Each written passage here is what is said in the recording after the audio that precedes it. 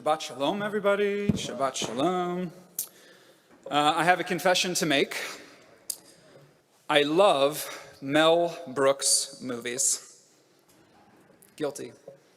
There's no question that my sense of humor has been forged by some combination of him, the Marx Brothers, Adam Sandler, and South Park.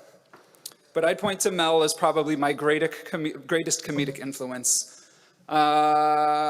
I love many of his movies, but there's no question that History of the World Part 1 holds a special place in my heart. In that movie, there's a sequence where Mel, portraying King Louis of France, walks around doing demonstrably awful things to others without facing any consequences. And after each outrageous action, he breaks the fourth wall, turns to the camera, and utters this famous line, "It's good to be the king." From the perspective of many, it is indeed good to be the king, or royalty generally. Think of the lavish parties, the endless riches, someone to taste your fancy food for you to make sure it's delicious and not poison, and then never having to do dishes. You know how I feel about dishes. Sign me up. But despite our country's founding history, and with most Americans clearly not being in favor of instituting a monarchy here, we simply can't seem to help ourselves when it comes to engaging in royal gossip. The fact that I can say names like Charles and Diana, or Meghan and Harry, and most of you know exactly who I'm talking about, and maybe even have read about them just this week, makes it pretty clear that we tend to have a pretty unhealthy obsession with royal families, especially the British one. Our creative outlets are also filled with stories that idealize royalty. Take Disney. Cinderella marries a prince. Snow White marries a prince. Aladdin marries a princess. Arthur pulls a sword from the stone and gets to become a king. Elsa and Anna, queens and princesses. Even non-human Disney characters are royals. Ariel the Little Mermaid, her father, King Triton, she's a princess. Simba's a prince, the son of King Mufasa. The list goes on. Many of our ancestors had no choice but to live as subjects of monarchies. And our tradition is full of stories about interactions with royals, discussions about whether or not to interrupt intense prayer to greet non-Jewish kings in order to save your life, commentary about whether or not to bow to them, remember Mordecai and Purim, and more. Some royals treated us fairly well, and others obviously didn't. But don't forget, there was a time when we had our own kings as an Israelite nation. In this week's Parsha, Moses provides the framework for the Israelites appointing a king over themselves once they conquer the promised land. An Israelite king has certain regulations that he must abide by. For example, in addition to God having to sign off on the choice of person, we learn that the Israelite king may not have too many horses, too many wives, too much silver or gold, and that the Israelite king must have a copy of the Torah nearby at all times, which he must make a habit of studying regularly, with some commentators saying he was required to write his own copy of the Torah. These guidelines might have made it just a bit less good to be the king, and thus a bit better for the nation. But frankly, more than guidelines, they're safeguards. Jewish kings, if they're to exist, are meant to be fundamentally different in how they behave from other kings. There's meant to be accountability. And eventually, these instructions that the Torah paved the way for the coronations, these instructions in the Torah paved the way for the coronations of Saul, David, Solomon, and more.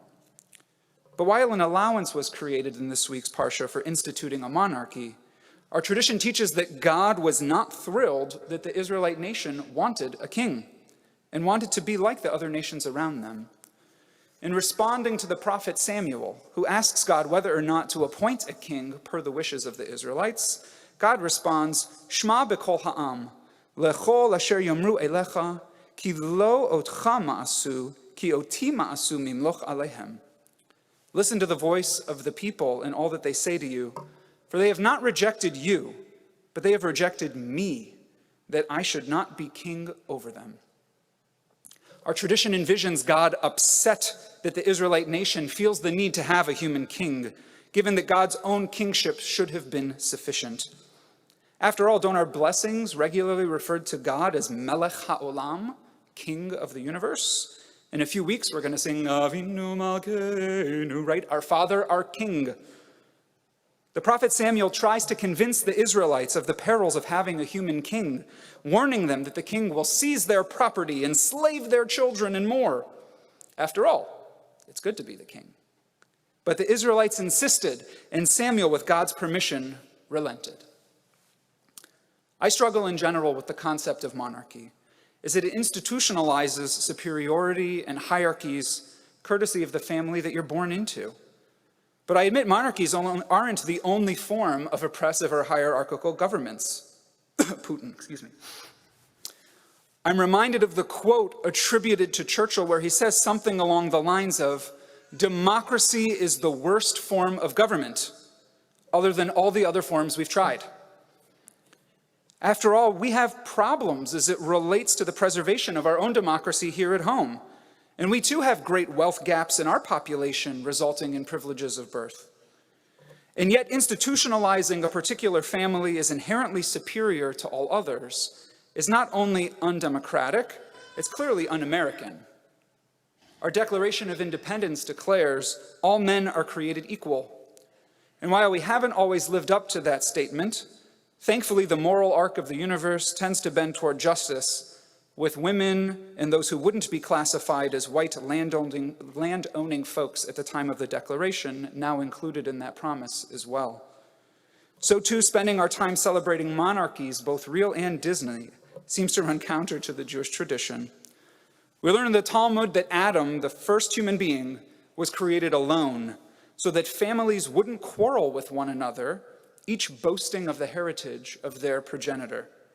That is, the rabbis of the Talmud teach that we all come from the same single human being, so our heritage is the same, and thus we are all of equal value and worth. Now, the question we're left with is how can we, on the one hand, decry monarchies as harmful, such that they should go the way of the dodo, while simultaneously making sense of our tradition's constant references to God, especially in our prayers, as our sovereign and king? A simple answer might be, human monarchies bad, divine monarchy good. Another might be, whether or not monarchies are ideal today, they're a governing construct that we understand, even if only thanks to Disney movies and the Windsors, and can easily reference just as our ancestors did, linking us together and allowing us to utilize the associated imagery and accompanying poetry to connect spiritually. And a third may simply be that in addition to the liturgy we've inherited, much of which is poetry composed before the Enlightenment, it's time to compose new liturgy, to supplement it, reflective of our time and worldview, showcasing the ways in which we contemporarily imagine and connect with God, which I'm guessing for many probably doesn't include a throne room. Our contemporary understanding, informed by the Western liberal tradition of what it is to be a human being and which truths we hold to be self-evident, shouldn't allow for an embrace of monarchies. And add this to our Jewish tradition's emphatic statement that Israelite kings are not pleasing to God, and acknowledging that all human beings contain a divine spark and come from the same ancestor should dissuade us from glamorizing an institution whose very existence runs counter to our spiritual ethos. Put down the People magazine, people. There are currently 43 sovereign states in the world with a monarch as head of state. It's 43 too many. And as much as I love Mel Brooks, I'm sorry to say, it should no longer be good to be the king. Shabbat Shalom.